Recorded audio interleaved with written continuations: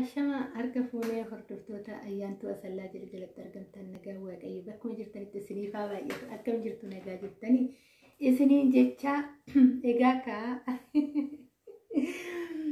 gaafii danuunnatti dhufeetoo jira gaafiiwwan karaa kan danda'een nan deebisa egaa kaa obboleewwan koo dhugaa guddaa isaa galatooma warri gaafii na gaafachaa jirtanii egaa gana kana olillee gaafii akkana gaafatan abdiin qaba anis immoo kana ol akkan isin deebisu abdiin qaba kuni jalqaba kooti malee xumura kooti miti waan jedhe namni tokko waan jedhe jalqabni kootillee baay'ee xiqqaa ta'u jedhe dhumni koo baay'ee guddaa waan ta'eef iyyuu nan gammadaa yeroo kamiyyuu gammachuun qaban waaqayyo taatu jechuudha maal seet namni hunduyyuu jedha waaqa keetitti gammadeedha gammachuu waaqaan qaba kanarratti immoo sababa bal'aa keessan jira guddaan itti gammadaa jechuudha egaa kaa gaafii nani gaafatame gaafii baay'eedha gaafii kana keessaa namni tokko kana naan jedhee ayyuu ani baay'ee si jibbaa naan jedhee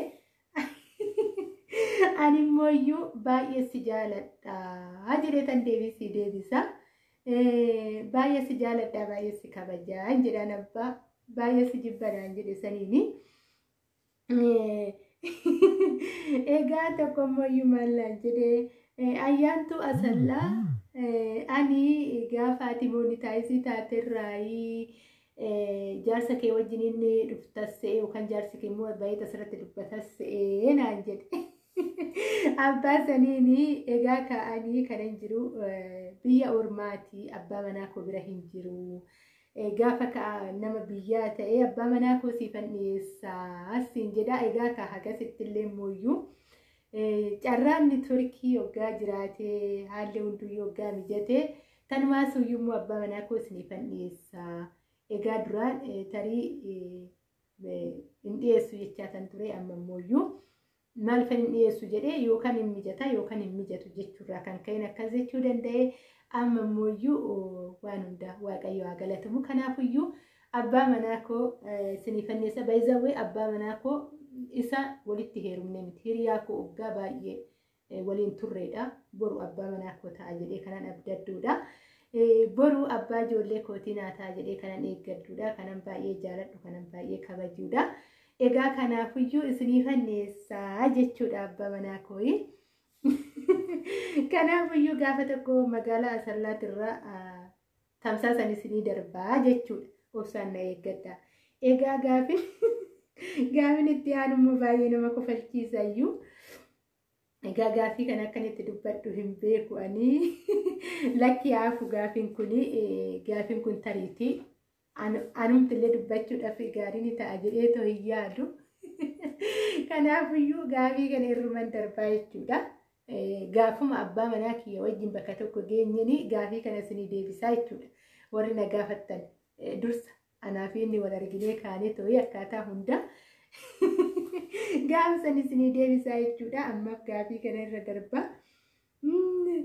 egaa ayyaantuu yeroo duraayii liivii namaatirratti ol baatee baay'ee kofaltaa baay'ee taphattaa baay'ee nu kofalchiistaa akkasuma ibboo adda addaa nuuf fiddeetoo dhufaa turte amma hoo maali akka duraanitti miti maal laaftee naan jedhe hin laafne dhugaa dubbachuuf hin laafne dharaa ittiin cimaatoo deeme hagan obboleewwan danuu argachaatoo deeme obboleewwan baay'ee wal jaalannu hagan argachaatoo deeme ittuman cimaatoo deeme malee hin laafne tariitii haalatu naam jechuu dide dhugaa dubbachuuf haalli baay'ee mana ijoolleetii manni barumsaa yeroo jedhanii banamaa yeroo jedhanii cufama egaa kanaafan yeroo firii ta'ee tanaan dura yeroon ibboo dhiyeessaa ture yeroon oduu adda addaa dhiyeessaa ture baay'ee wajjin kolfaa wajjin taphannaa viidiyoodhaan dhiyaachaa ture maatii kootitti hin jirreefi egaa ka'ammallee carraa akkasii fayyadame taanaan waadanuun qabe barreeffadhee waadanuun qaba wanna qoosaa adda addaayi qabadhee tan isinii dhufaa jechuudha liivii namaatirratti illee sagaleetu na bira jira yeroo baay'ee kanaafan ol baheetoo kolfeetoo taphachuu dida malee ayyaantuun sanumaa eenyumtuu hin jijjiiru namaa miti kan na dhaabe namaa miti kan na buusu jechuudha kanaafuyyuu baay'een kolfa baay'een taphadhaa ammallee egaa sababa kanaafan malee wanti tokko homtuyyuu hin jiru siniin jechuun jaaladhaa sumaanii wanti natti jijjiirame tokko hin jiru. Rabbitti haa tolu, uumaa kootitti haa tolu, abdii isaa nagaa kootiin jira, nagaa guutuun qaba. Kanaafiyyuu garuu haalli kan natti mijachuu dideedha. Kanaafan ol bahee kolfee taphachuu dida isiniin jechuufanii egaa ka haalli hoonaa mijate mana kootittis ta'e mana hiriyoota kootitti illee ol bahee kolfee nan taphadhan isiniin jechuu jaaladhaa sumaanii.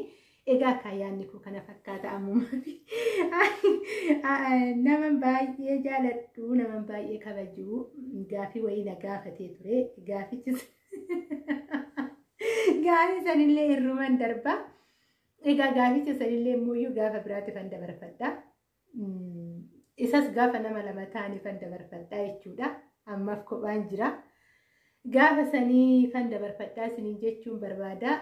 Egaa ayyaantu mee osoo gorsii deebisiin jedhanii eenyu gorsitee deebistaa YouTube kanarratti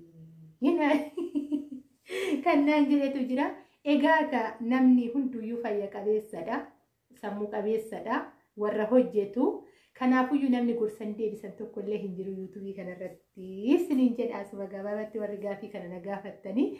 Egaa baay'ee waan bashannansiisu, baay'ee waan nama kofalchiisu waan gaafatame danuu qaba. Egaa fuulduratti illee gaafiiwwan kun itti fufaa kan naan jedhes ni jira. Galatoomaa guddaa isaa isiniin jechuun jaaladha asumaanii. Warra YouTuberaatiif hunduu fayyaadha, hunduu nagaadha, warra hojjetee galuudha waa hojjetee jira.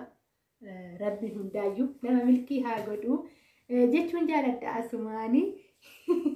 Egaa gaafiiwwan keessan irra daddarbaa tanan maal seetan baay'ee dubbachuu hin dandeenye, gaafiiwwan nama kofalchiisu baay'ee jira. Kanaafiyyuu akkasii gaafa tokko immoo qaxitaa liivii dhufee tananii gaafiiwwan keessan kana yoo na kofalchiisuu baate liivii dhufee tananii liiviidhaan isinii dabarsa gaafiiwwan irra darbe kana jechuudha. Egaa gaafii keessaniif kanuma fakkaata. Baay'een isin jaaladha, baay'een isin kabaja. Hordoftoota ayyaantuu asallaa hundi keessanuyyuu isiniin jechuun jaaladha. Bakka jirtanitti nageenyi isiniif haa baay'atu. Hunda keessanuyyuu isiniin jechuun jaaladha.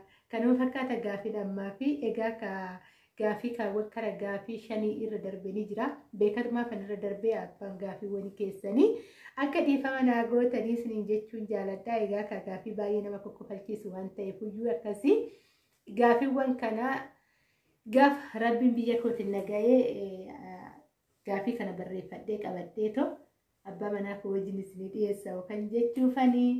Agasitti turtii gaarii naaf qabaadha. Viidiyoo biraatti walitti deebinaa. Turtiin isin faana godhe ani ayyaantoo sallate. Akkasuma immoo isin jaalattanii na kabajanii warroonni viidiyoo kiyya ilaaltan guddaa isaa eebbifamaan isiniin jedha. Ammallee irra deebi'ee to'ii eebbi rabbii isin haa qaqqabu isiniin jechuun jaaladha. Ilmaan haadha kootii qaqqaalii hundi keessaniyyuu.